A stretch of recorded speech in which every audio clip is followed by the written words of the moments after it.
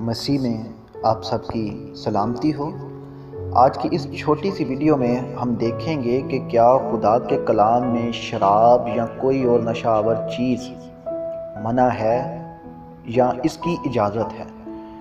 تو اس کے لیے ہم سب سے پہلے خدا کے کلام میں سے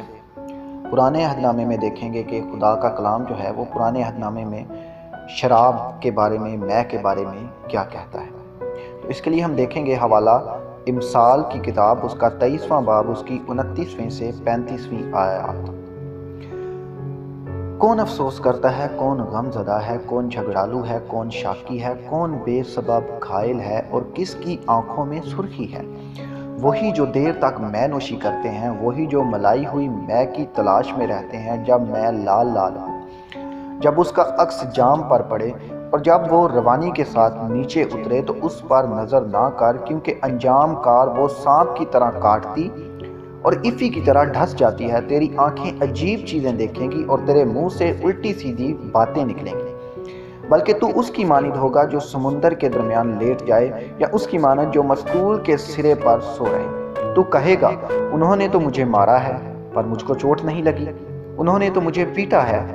پر مجھے معلوم ہی نہیں ہوا۔ میں کب بیدار ہوں گا؟ میں پھر اس کا طالب ہوں گا۔ پاک کلام کے پڑھے اور سنے جانے پر خداوند کی خاص برکت ہو۔ تو سب سے پہلے ہم مے کے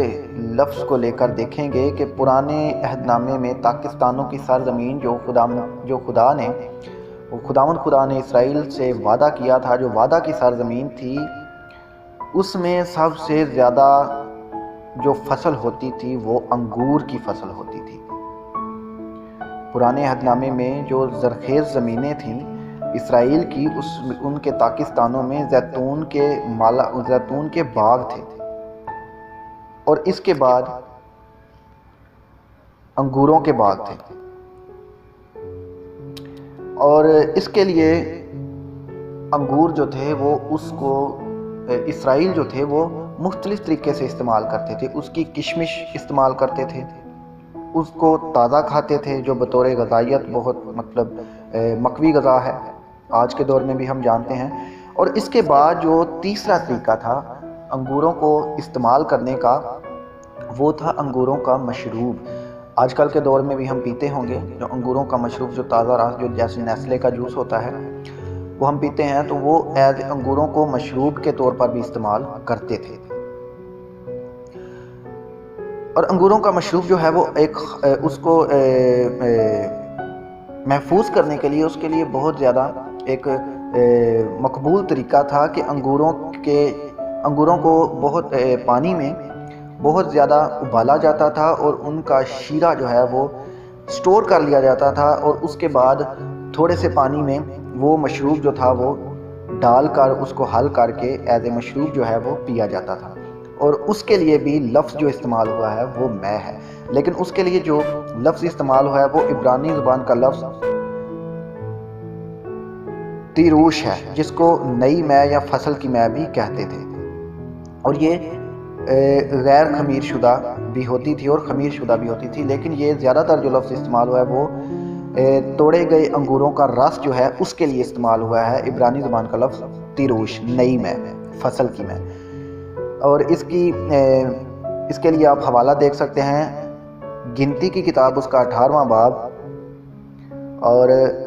استشنا اس کا 7واں باب، اس کی 13ویں آیت۔ اور یہ 38 مرتبہ جو ہے وہ یہ جو تیروش کا لفظ ہے وہ استعمال ہوا ہے۔ اب اس کے بعد یہ جو تھا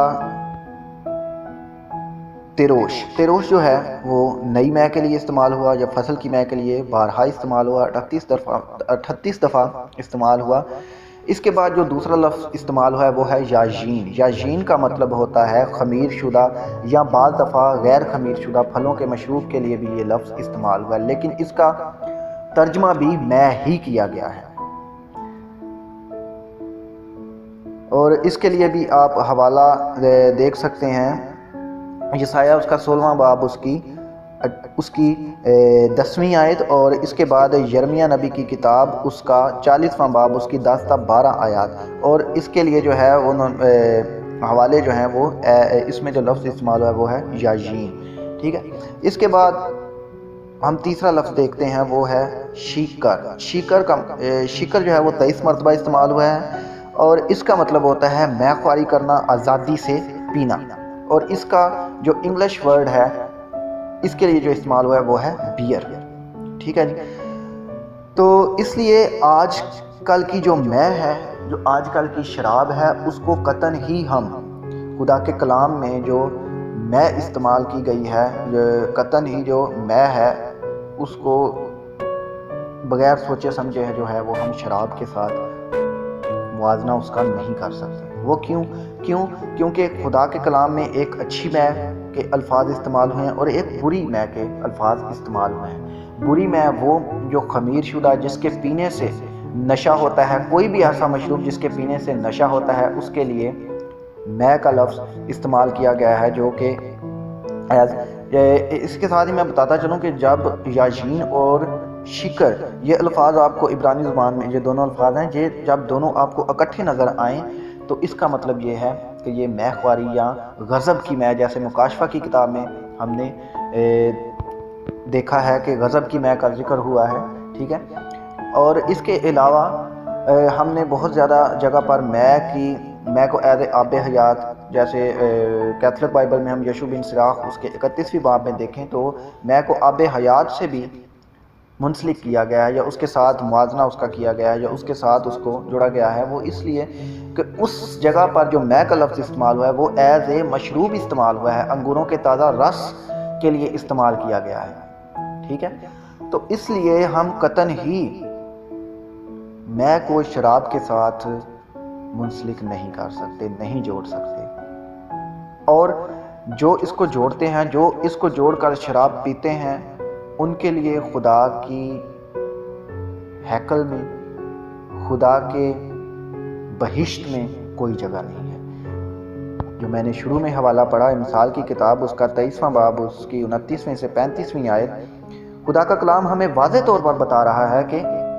ہم شراب نوشی نہیں کر سکتے، ہم ایسی میں نہیں پی سکتے جس سے نشہ ہو، ہم ایسا مشروب بھی نہیں پی سکتے، ہم کوئی ایسی نشہ آور چیز استعمال نہیں کر سکتے جس سے نشہ ہو اور وہ ہم کو افی کی طرح ڈسے۔ اس لیے ہم کو اس بات کو سمجھنے کی ضرورت ہے کہ ہم کو خدا کا کلام، خدا کے منہ کے الفاظ ہم کو یہ بات کھلے الفاظوں میں بتا دیتے ہیں کہ ہم کو میں نہیں پینی، ہم کو شراب نوشی نہیں کرنی، ہم کو نشہ آور چیز استعمال نہیں کرنی۔ اگر ہم کرتے ہیں تو ہم خدا کے کلام سے ہٹ جاتے ہیں۔ اب اس کے علاوہ ہم دیکھیں گے نوح کی کتاب، اس کا 2واں باب، اس کی 2 آیت، جس میں غیر خمیر شدہ میں یا جو اچھی میں ہے اس کو شیخ اور بچوں کی خوراک، روٹی اور میں جو ہے اس کے ساتھ موازنہ اس کا کیا گیا، اس کے ساتھ اس کو منسلک کیا گیا ہے۔ تو اس لیے ہم کو خدا کے کلام کو پہلے سمجھنے کی ضرورت ہے، تو پھر ہم کو کوئی فیصلہ کرنے کی ضرورت ہے کہ کیا خدا کا کلام، خدا خود جو ہے ہم کو میں سے، شراب نوشی سے، نشہ آور چیز سے منع کرتا ہے یا نہیں کرتا۔ خدا کا کلام کھلے عام ہم کو میں سے، ایسے مشروب سے، ایسی نشہ آور چیز سے منع کرتا ہے جس سے انسانی حواس جو ہیں وہ ڈگمگا جائیں، انسان الٹی سیدھی باتیں کرے، انسان غلط باتیں کرے۔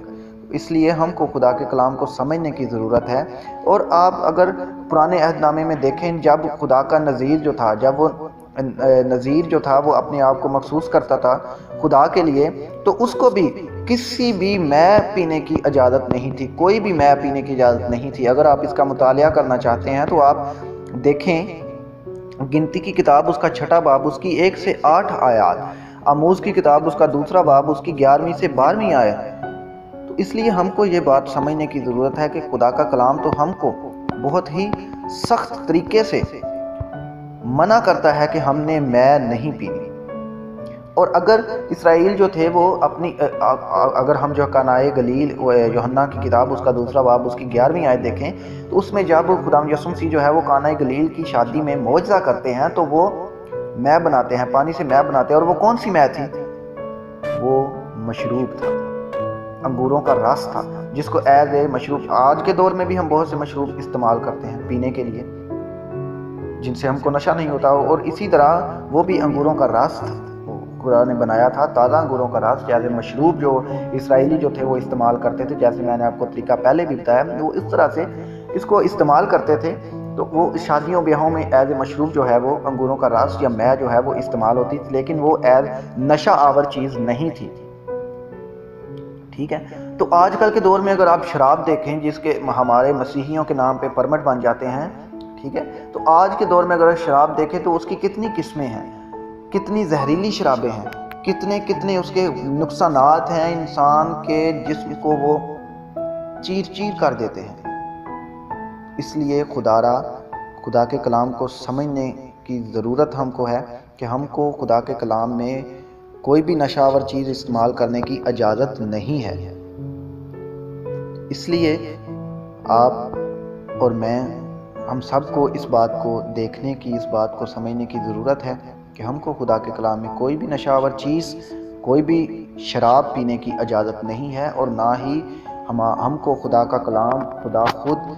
جو ہے وہ اس بات کی اجازت دیتا ہے۔ اگر ہم ایسے کام کرتے ہیں تو وہ ہماری مرضی ہے، ہم خدا کے کلام سے ہٹ جاتے ہیں، ہم خدا کی نافرمانی کرتے ہیں، گناہ کرتے ہیں، اور خدا کی بادشاہت کے اہل نہیں رہتے۔ اس کے علاوہ آپ خود بھی جائیں، ریسرچ کریں اور اس کلام کو سمجھیں، اور خدا کا کلام آج کی اس بات کو، آج کے اس ٹاپک کو سمجھنے کی ہم سب کو توفیق عطا فرمائے، اور ہم خدا کے کلام کی سچائیوں کو قبول کر سکیں۔ خداوند ہم سب کو برکت دے، آمین۔